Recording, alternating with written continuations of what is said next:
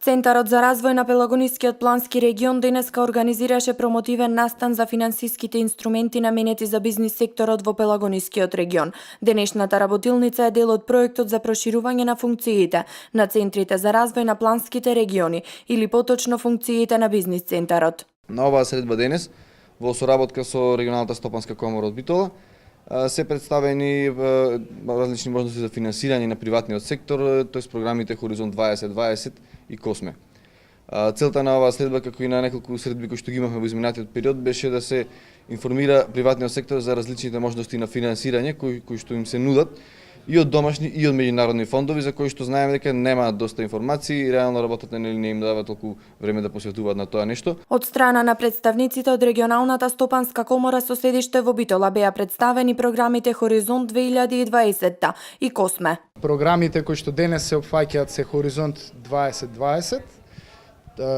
Тоа е значи Хоризонт 2020 е програма од 2014 до 2020 година. Во овој 7 годишен период 80 милиарди евра се наменети за организации кои што се занимаваат со истражување и развој, индустријска поврзаност со тоа истражување и развој и општествени предизвици. Значи отворено е за организации од општествен карактер, јавен карактер, но и приватни предпријатија.